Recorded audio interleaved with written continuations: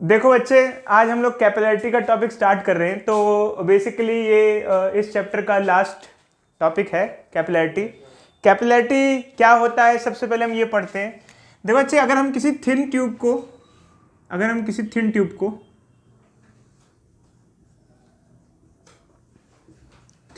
को किसी फ्लूइड में डिप करें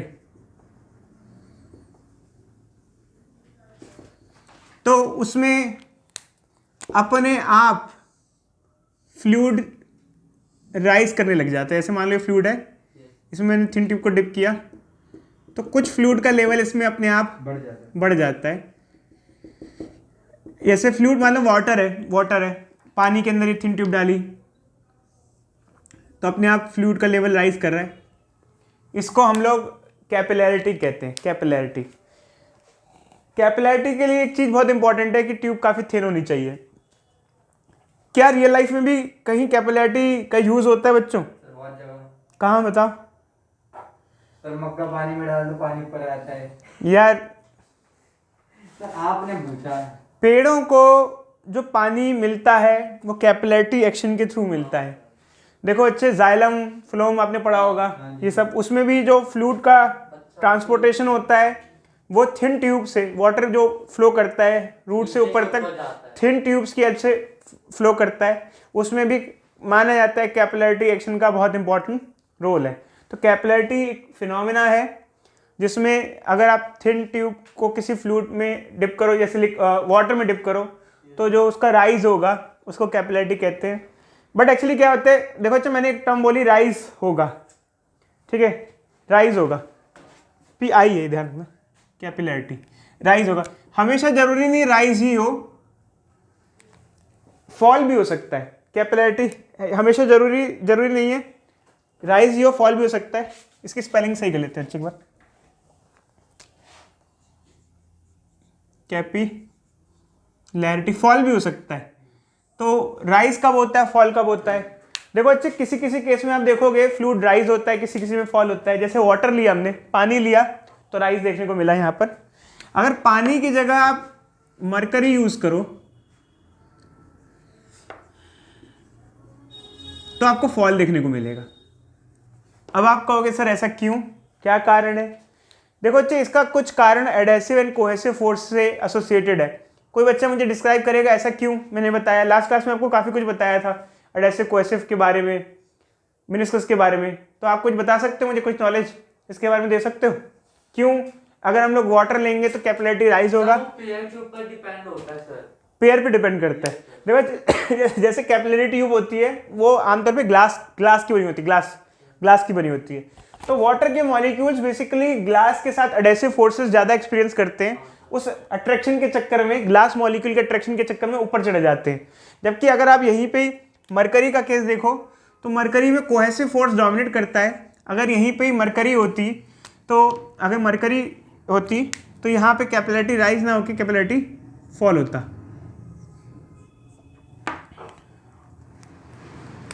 ऐसा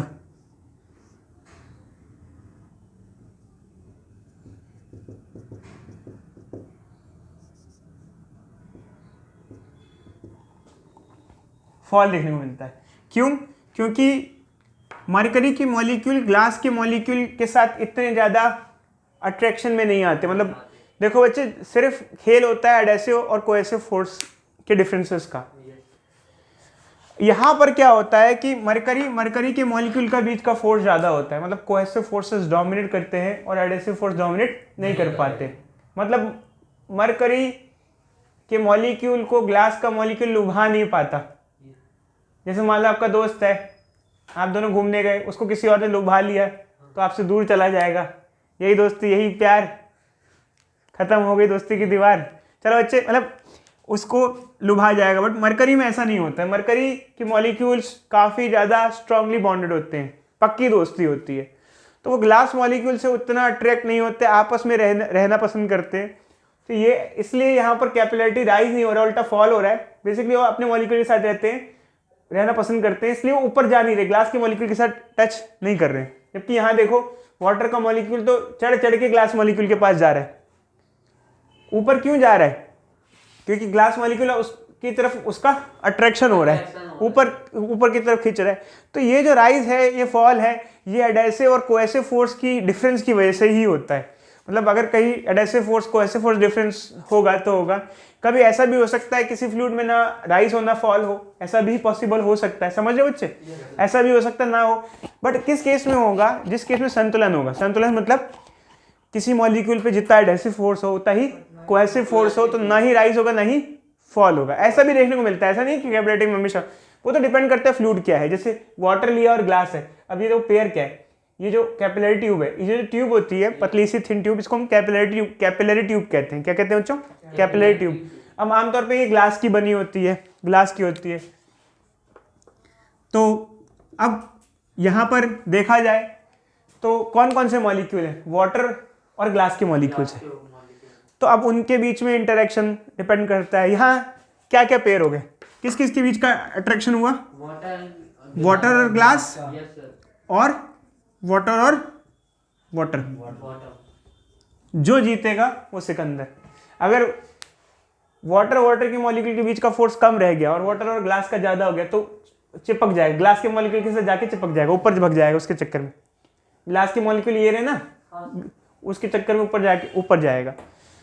और यहाँ पर सिनेरियो अलग है। यहाँ क्या है, जैसे मरकरी लिया हमने, तो यहाँ कौन कौन से मॉलिक्यूल हुए, किस किस के बीच का फोर्स स्टडी करेंगे? बोलो। मरकरी और मरकरी ग्लास। तो ये होता है बच्चे। तो खैर बच्चे डेफिनेशन तो अपनी जगह पर है, बट अब हमारा मेन काम है डेरिवेशन करना। अब डेरिवेशन किस चीज़ का डेरिवेशन? देखो भाई, हमें एग्जामिनेशन निकालना होता है कि आखिर कितना फ्लूइड राइज किया है, कितना फ्लूइड फॉल किया। कैसे राइज या फॉल क्या होता है? देखो बच्चे इधर देखो, इधर देखो। जैसे मान लो ये है, ये देखो, ये हाइट दिख रही है, इसे कहते हैं राइज, कैपिलरी राइज। अब ये नीचे गिर गया, देखो, इसे कहते हैं कैपिलरी फॉल। ये फॉल हुआ, ये राइज हुआ, ऊपर चढ़ा। तो हमको ये निकालना होता है कितना राइज हुआ है, कितना फॉल हुआ। तो इसके लिए हमें एक्सप्रेशन डिराइव करना पड़ता है। तो अब हम डेरिवेशन करेंगे बच्चों, ठीक है। इस जो बेसिकली जो हम डेरिवेशन करेंगे, इससे कई बार एसेंट फॉर्मूला भी कहते हैं। ठीक है, स्टार्ट करें बच्चों। तो हम जो हाइट का फॉर्मूला है वो निकालेंगे, कितना फ्लूइड राइज कर रहा है, कितना फॉल कर रहा है। तो हम कंसीडर कर लेते हैं बच्चे, कैपिलरी ट्यूब वगैरह मान लेते हैं। सारा का सारा सेटअप है हमारे पास, ये पूरा का पूरा, ठीक है। मान लो एसेंट हो रहा है, मतलब फ्लूइड राइज हो रहा है। खैर हम कुछ भी मान के चल सकते हैं, ये तो हमारी चॉइस पे डिपेंड करता है डेरिवेशन की। तो मान लो ये फ्लूइड राइज हो रहा है, ऐसा ऐसा सा ये फिगर है, ठीक है। तो हमको बेसिकली निकालना क्या है, यहाँ पर क्या निकालना है बच्चों? हाइट कह सकते हैं यहाँ, इस फिलहाल इस केस में हाइट ऑफ एसेंट। एसेंट मतलब बता है बच्चों, एसेंट का मतलब क्या होता है? ऊपर, एसेंट, ठीक है। तो एसेंट की हाइट निकालनी है, फिर हाइट निकालनी है कॉलम की, कितना हाइट फ्लूइड राइज कर रहा है कैपिलरिटी में। तो देखो बच्चे, एक्चुअली क्या है, इसके 2-3 डेरिवेशंस होते हैं, बहुत अलग अलग तरीके से टीचर कराते हैं, बट मैं आपको सबसे शॉर्ट तरीका कराऊंगा। बट मैं आपको साथ साथ में ये भी एडवाइस दूंगा कि आप वही तरीका यूज़ करना जो आपके स्कूल के टीचर ने कराया है। उसका कारण ये है बच्चों कि कई बार स्कूल के टीचर दूसरे टीचर्स का डेरिवेशन कंसीडर ही नहीं करते हैं। मतलब वो कहते हैं कि भाई हम ठीक है तो हम ही ठीक है, आप लोग गलत हो, ठीक है। तो इसलिए मैं आपको साफ कह रहा हूँ, चेकिंग के टाइम में आप इसका ध्यान रखना बहुत ज़रूरी है, ठीक है। तो अब देखो बच्चे, एक्चुअली क्या है कि ये जो फ्लूइड राइज किया, कितना राइज किया, इतना फ्लूइड करीब करीब राइज किया, जो शेडेड पार्ट है। तो ये किसकी वजह से किया? मतलब ये जो वेट, इतना वेट राइज किया, ये हुआ, ये बेसिकली राइज किया डिफरेंस ऑफ कोहेसिव, ये difference due to the difference between cohesive and adhesive forces.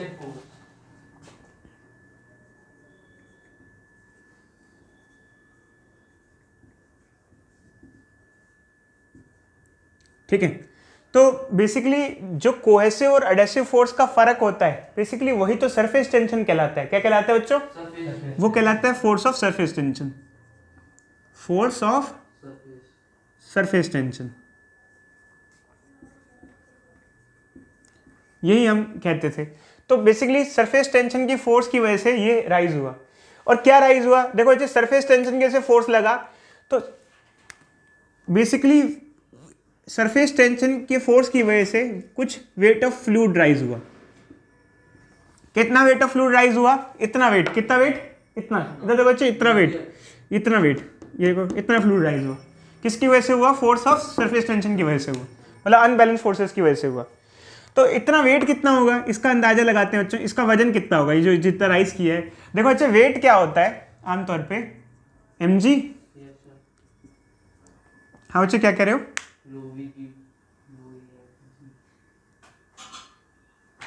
Force बच्चे सरफेस टेंशन की वजह से, अनबैलेंस फोर्सेस की वजह से, एडहेसिव एंड कोहेसिव फोर्स के डिफरेंस की वजह से, ये अब थ्रस्ट नहीं है, बाइंड फोर्स नहीं है।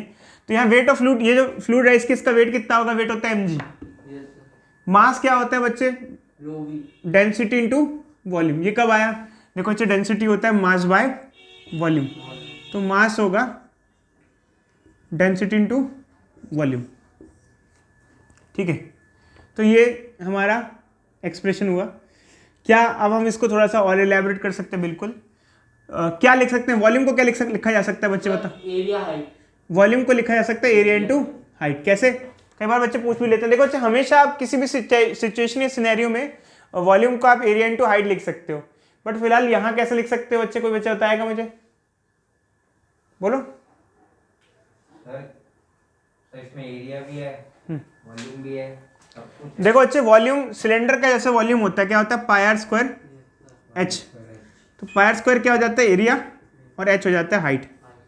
तो हाइट लिख सकते हैं। तो ये तो हमारा वेट ऑफ फ्लूइड राइज हुआ। और ये जो वेट राइज हुआ किसकी वजह से हुआ? ये सरफेस टेंशन की वजह से हुआ। सरफेस टेंशन की वजह से हुआ। फोर्स ऑफ सरफेस टेंशन का फॉर्मूला क्या होता है बच्चे? हमने पढ़ा था लास्ट क्लास में, surface tension into length. Sir 2 length होता है ना वो बच्चे 12 तब होता है जब फिल्म होती है, फिल्म होती है, ठीक है। हमेशा 12 नहीं होता है। तो अब यहाँ पर हम देखते हैं थोड़ा, यहाँ बच्चे सिनेरियो अलग सा होता है।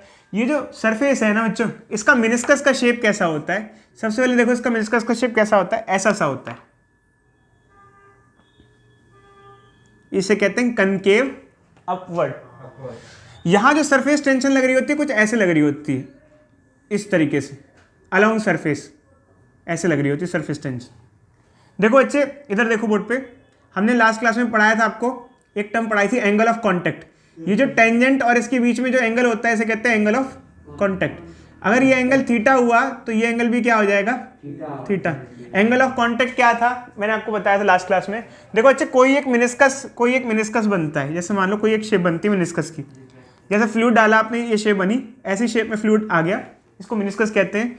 तो इधर देखो बच्चे, इसमें एंगल ऑफ कांटेक्ट क्या होता है? ये जो इसको अगर सीधा खींचो, टेंजेंट ड्रॉ कर दो, और ये इसमें जो एंगल बनता है इसे कहते हैं एंगल ऑफ कांटेक्ट। और ये भी मैंने बताया था कि अगर वाटर होगा तो कैसा बनेगा एंगल ऑफ कांटेक्ट, और मरकरी होगा तो कैसा बनेगा, यही बताया था।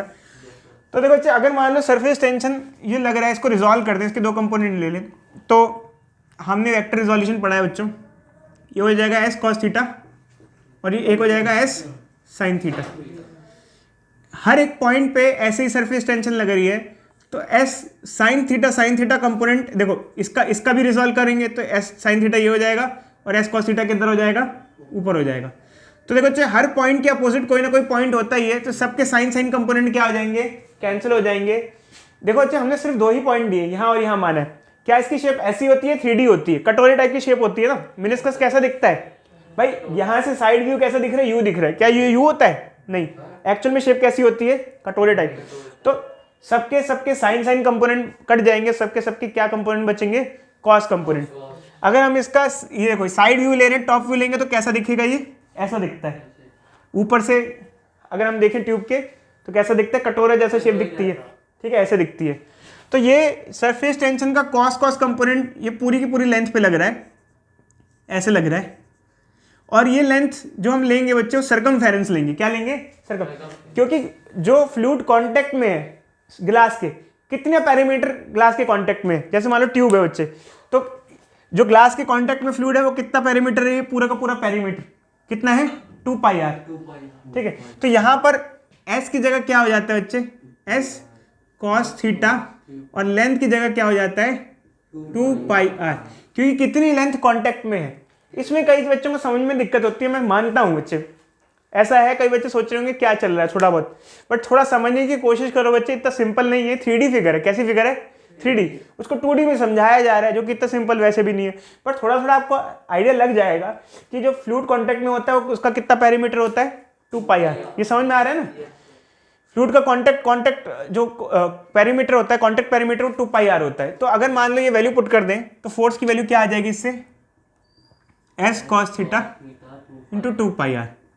तो ये हमारा एक्सप्रेशन आ जाएगा, यहाँ से सीधा सीधा क्या हो जाएगा, s cos theta into 2πr।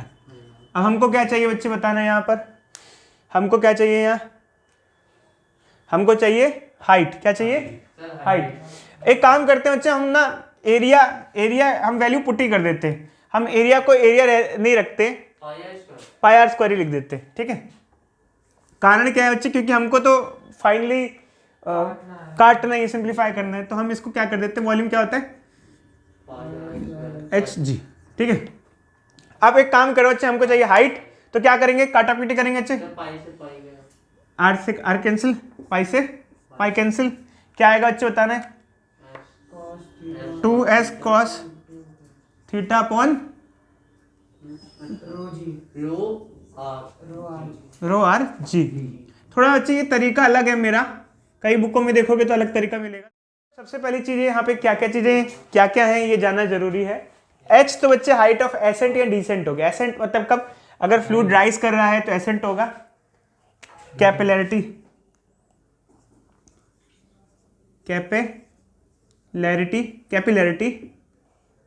Rise और फॉल, राइज और फॉल जो हाइट है, मतलब अगर राइज करेगा तो एसेंट होगा और नीचे फॉल करेगा तो डिसेंट होगा, ठीक है। देखो बच्चे एस तो क्या, सरफेस टेंशन। सरफेस टेंशन किसकी होती है, फ्लूइड की होती है, ठीक है बच्चे। Theta basically angle of contact होता है। एंगल ऑफ कांटेक्ट बेसिकली बच्चों क्या होता है मैं बताता हूँ, मैंने पहले भी बताया था। जैसे आप किसी फ्लूइड को ऐसे यहाँ पर इसमें आप पोर करो, तो देखो बच्चे ये मिनिस्कस, ऐसा मिनिस्कस बनता है। कैसा मिनिस्कस बनता है, मैंने आपको बताया था, ऐसा कोई शेप बन रही है, कैसी भी शेप बन रही है, फ्लैट नहीं दिखता आमतौर पे। देखो अगर ज़्यादा थिक ट्यूब है तो बात अलग है, बट आमतौर पे ऐसा मिनिस्कस सा बनता है।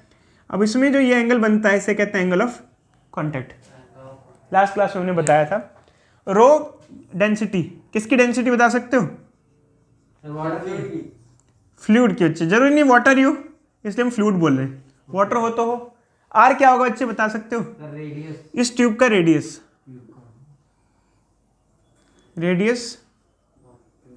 ट्यूब। जी तो बच्चे बताइए, आप लोगों को बोलने की जरूरत नहीं है, तो ये है। अब देखो बच्चे एक्चुअली क्या है कि इस फॉर्मूले पे एनसीईआरटी में एक न्यूमेरिकल है, मैं चाहूँ तो दे सकता हूँ, बट चक्कर क्या है बच्चे, आपको सीधी सीधी वैल्यूज ही पुट करनी है, कुछ खास है नहीं। बट इसमें एक समझने की खास बात है, ध्यान से सुनो बच्चे। इधर देखो, इधर देखो, देखो बच्चे, मैंने लास्ट क्लास में आपको एंगल ऑफ कॉन्टैक्ट के बारे में बताया था। बताना किस केस में एक्यूट होता है, किस केस में ऑब्ट्यूस होता है। देखो नोट्स देखो एक बार आप लोग, मैंने एक्यूट, देखो बच्चे मैंने जैसे बताया था आप लोगों को, वाटर डालोगे तो एक्यूट एंगल बनता है और मरकरी डालोगे तो ऑब्ट्यूस। तो किसी किसी केस में एंगल ऑफ कॉन्टैक्ट एक्यूट होता है, किसी किसी में ऑब्ट्यूस होता है।